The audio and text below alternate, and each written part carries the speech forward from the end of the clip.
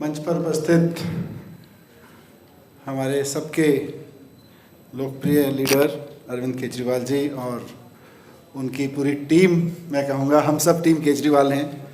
यहाँ इस सभा में विशेष रूप से उपस्थित देश के अलग अलग कॉलेजेस यूनिवर्सिटी से आए हुए स्टूडेंट्स, ये बहुत सुनहरा मौका है कि आज आम आदमी पार्टी एक नई सोच के साथ, एक नए विजन के साथ अपना स्टूडेंट विंग लॉन्च कर रही है ASAP के नाम से।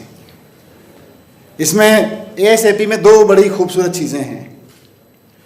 अगर इसके पूरे नाम को देखो तो इसमें अल्टरनेटिव पॉलिटिक्स है। मकसद साफ है कि आम आदमी पार्टी जो अल्टरनेटिव पॉलिटिक्स करने आई है, हमारा स्टूडेंट विंग भी वही करेगा, अल्टरनेटिव पॉलिटिक्स की बात करेगा। उसका जिक्र मुझसे पहले कई सारे साथियों ने किया, लेकिन उसके पूरे नाम में जो है ASAP, ये युवाओं का बड़ा प्रिय शब्द है, यूथ का। और थोड़ा सा डिस्टेंस से देखो तो आज देश में जो भी पॉलिसी रिफॉर्म की जरूरत है, जो भी सुधारों की जरूरत है, जो भी पॉलिटिकल रिफॉर्म की जरूरत है, जहां भी खड़े होकर आप देखो अल्टरनेटिव पॉलिटिक्स की जरूरत है, वो है तो ASAP। वी आर लेट, हम लेट हो गए हैं, बहुत सारी चीज़ों में लेट हो गए हैं।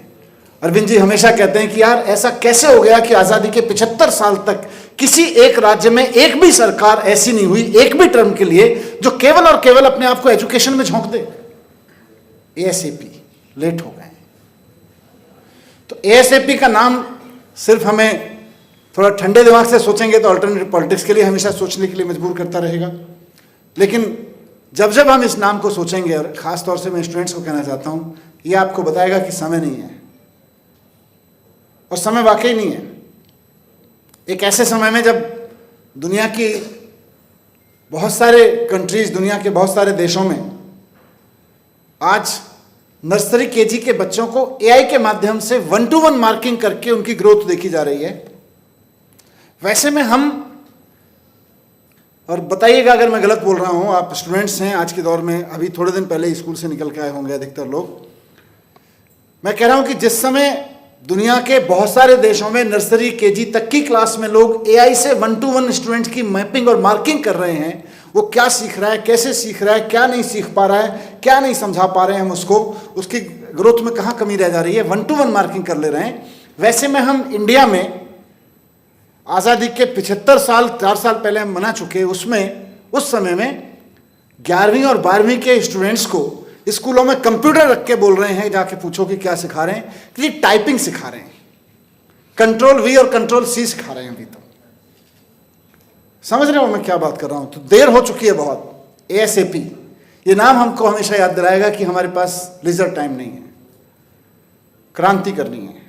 और क्रांति मुझे लगता है आम आदमी पार्टी की अभी तक की जर्नी में एक जो अचीवमेंट आम आदमी पार्टी की हुई है, जो आप सब लोगों के सहयोग से, जो साथी इधर खड़े हैं और जो मंच पे बैठे हैं, सबके सहयोग से, कि आम आदमी पार्टी इस देश में ऑल्टरनेटिव पॉलिटिक्स का एक नाम बन गई है। आज आप देश में शिक्षा की बात करो तो आम आदमी पार्टी का नाम आता है, आम आदमी पार्टी की बात करो तो शिक्षा का नाम आता है। ये एक ऑल्टरनेटिव पॉलिटिक्स हमने दी है। तो इसी को आगे बढ़ाते हुए आप सब लोग, जो खास तौर से स्टूडेंट लीडरशिप के हमारे लोग हैं, वो ASAP को उसी दिशा में लेके जाएंगे।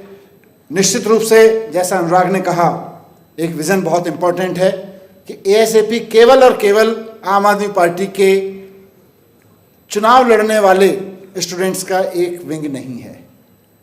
क्योंकि चुनाव लड़ने की हम बात करेंगे तो देश के 50,000 कॉलेजेस में से 8 करोड़ बच्चे पूरे आफ्टर स्कूल जो एजुकेशन देश में है, उसमें डिग्री, डिप्लोमा, ये सब लगा लो, लगभग 8 करोड़ बच्चे हैं, 8 करोड़ स्टूडेंट्स हैं आप लोग। 8 करोड़ स्टूडेंट्स में 50,000 अगर कॉलेजेस यूनिवर्सिटीज़ में मान लीजिए, केवल 5% में चुनाव लड़ने का काम होता है। वो तो लड़ेंगे ही, उसको नकारेंगे नहीं।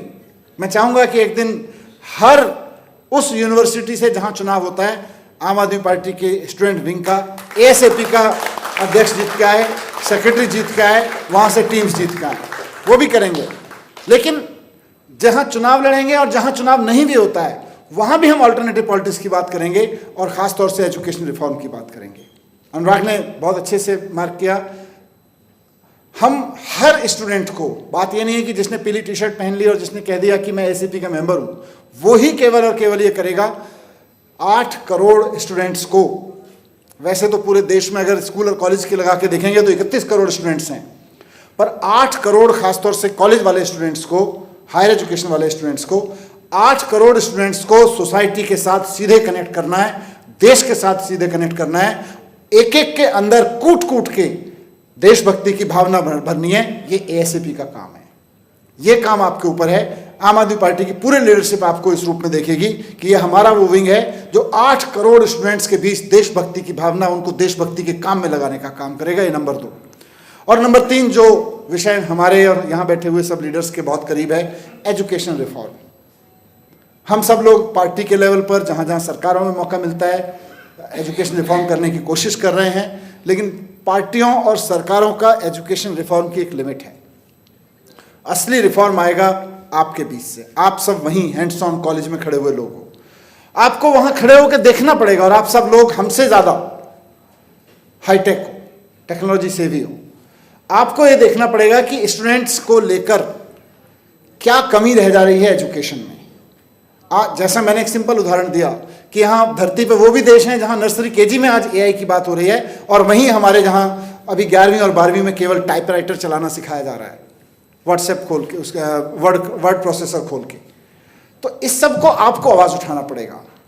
आज नई एज का मैथमेटिक्स, नई एज की साइंस, नई एज की सोशल साइंस, नई एज के यूनिवर्सिटीज़ में लैंग्वेज पढ़ाने के क्या तौर तरीके दुनिया में अपने जा रहे हैं। आज बॉस्टन की किसी यूनिवर्सिटी में मैथमेटिक्स कैसे पढ़ाया जा रहा है, वो हमारी दिल्ली यूनिवर्सिटी में क्यों नहीं पढ़ाया जाना चाहिए, वो छत्तीसगढ़ की किसी यूनिवर्सिटी में क्यों नहीं पढ़ाया जाना चाहिए। वो जो रिसर्च वहाँ पे किसी कैलिफोर्निया यूनिवर्सिटी में हुई है, जापान की किसी यूनिवर्सिटी में हुई है पढ़ाने के नए तौर तरीकों पे, कंप्यूटर साइंस को पढ़ाने के नए तौर तरीकों पे, वो गुजरात की यूनिवर्सिटी में और पंजाब की यूनिवर्सिटी में क्यों नहीं पढ़ाया जाना चाहिए। ये आवाज़ आपसे उठ के आनी चाहिए। मैं चाहूँगा कि वो आपके बीच से उठ के आए। वो आप उठ के आएगी, फिर आम आदमी पार्टी भी फोर्स होगी, कांग्रेस और बीजेपी, अकाली वकाली सब फोर्स होंगे कि वो भी उसकी बात करेंगे। आप इस देश में एजुकेशन रिफॉर्म की पॉलिटिक्स करेंगे। एजुकेशन रिफॉर्म क्या चाहिए वो कॉलेज का खड़ा हुआ लड़का लड़की बताएगा क्या चाहिए हमें। आज अगर अमेरिका अपने बच्चों को इस स्टाइल में पढ़ा सकता है, यूएस इस स्टाइल में पढ़ा सकता है, उस टेक्नोलॉजी का यूज करते हुए हम क्यों नहीं पढ़ा सकते हैं। इस पर आपको बात रखने की जरूरत पड़ेगी। तो एजुकेशन रिफॉर्म का चेहरा बनेंगे, एजुकेशन रिफॉर्म का ब्रेन बनेंगे, एजुकेशन रिफॉर्म की आवाज़ बनेंगे। मैं ये उम्मीद करता हूँ बहुत ज़रूरतें हैं और इस देश के 31 करोड़ स्टूडेंट्स को रिप्रेजेंट करेंगे आप, और 140 करोड़ लोग। और जिस दिन आप ये सब करने लगेंगे, आप यकीन मानिए इस देश के 140 करोड़ लोग आपकी तरफ उम्मीद से देखेंगे, आपके ऊपर भरोसे से देखेंगे। इसलिए एएसएपी लॉन्च कर रहे हैं। सिर्फ इसलिए नहीं कि हम एक पार्टी हैं, एक स्टूडेंट विंग होना चाहिए, सिर्फ इसलिए नहीं कि बाकी पार्टियों के विंग चुनाव लड़ते हैं, हमें चुनाव लड़ना चाहिए, नहीं, बिल्कुल नहीं। ऑल्टरनेटिव पॉलिटिक्स करनी है, अभी तक की है, आगे भी करेंगे। स्टूडेंट विंग में भी यही होना चाहिए। बहुत बहुत शुभकामनाएं सभी स्टूडेंट्स को जो इसके फ्लैग बेरर बनने वाले हैं, और वो पूरी टीम जो इसकी ब्रेनस्टॉर्मिंग करके यहाँ खड़ी हुई है, इसको यहाँ तक लेके आई है, उसको भी बहुत बहुत बधाई देना चाहता हूँ। Thank you very much.